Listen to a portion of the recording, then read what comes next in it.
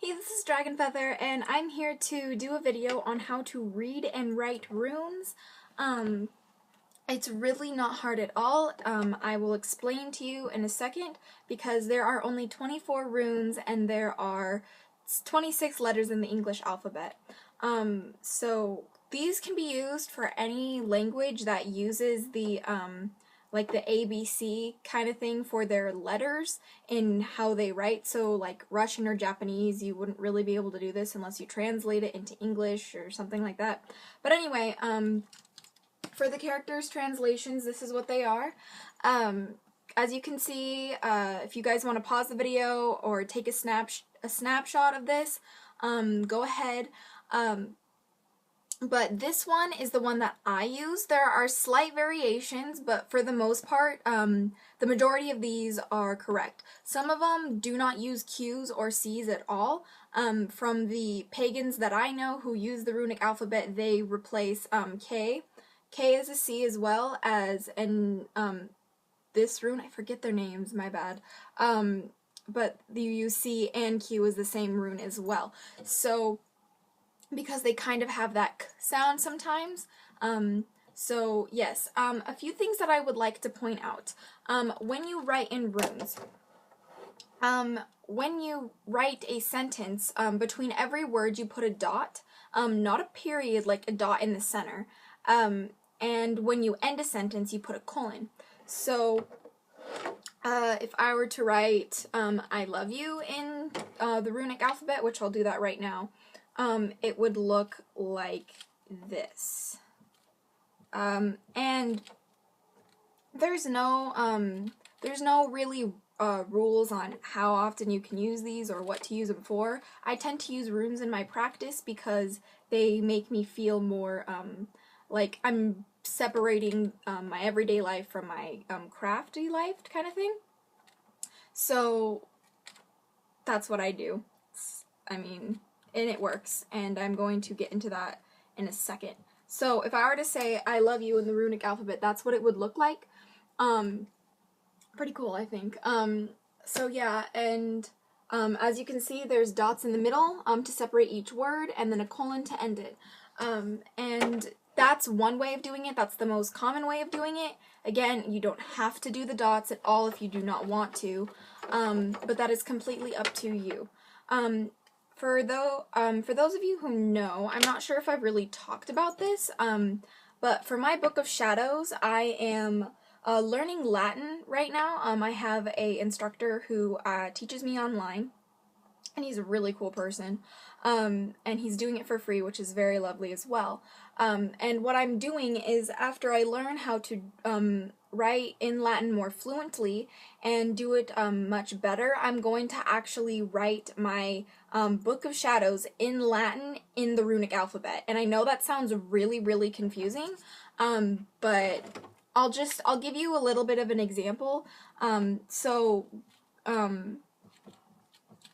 in Latin is puella, and I'm pretty sure that's a commonly known Latin word. I'm not completely sure. Hold on, I should probably write how it's spelled first so you guys can see. I mean, I'm just doing this for my Book of Shadows, personally, because my Book of Shadows is very private to me. That's why I don't really have very many videos on my Book of Shadows, because that's something that I would like to keep to myself. And so certain things in there, and that's why if I were to ever show you guys written in Latin in the runic alphabet, you probably wouldn't be able to read it. So that's why when I get to that point, I'm going to show you guys my Book of Shadows, however long that may take. So yeah, it's an endeavor. I must admit, it's an endeavor. So people who want to use the runes, I suggest go for it, because it is a lot of fun to use runes, and it is very, it's interesting, and it's a way to kind of make it to where most people, if they were trying to get into your business, could not read anything, and it's kind of a way for privacy. So, girl in Latin is puella, and in runic alphabet, that's what it looks like. That's what puella looks like in the runic alphabet.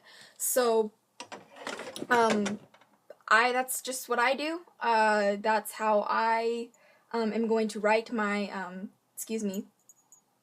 my Book of Shadows, just because that to me is the way it's going to work and the way that I'm going to use it and want to use it and want to keep it up, because I have a hard time with being consistent sometimes, which I'm pretty sure is everyone, so that's not much of a big deal. Another thing that I'd like to point out is that for the runic letter X, in all the ones that I have found, there is no runic letter for X. So what many people do is they combine the runic letter for K and S, because X kind of makes a sound that both the K and the S makes, so that's why they put the both of them together. So when you have an X right here, you can see it's the K and the S put together. So that's just something that you guys should know. And memorizing this, I actually memorized this in one of my class periods. We were watching a movie and I just decided to start writing a bunch of things in the runic alphabet, and I was able to remember every letter except Z. I had to look up Z because I'm not so used to using Z's. I don't really use Z's. So that's about it. And one last thing before I'm done. As you can see at the bottom, there's not just the letters, there's TH and NG. So when you would use a word that has a TH in it, instead of putting the runic letter for T and H, you would put the runic letter for TH. So, the would look like this instead of this. So, the would look like this in the runic alphabet instead of this. So, this is good, this is bad, and not correct.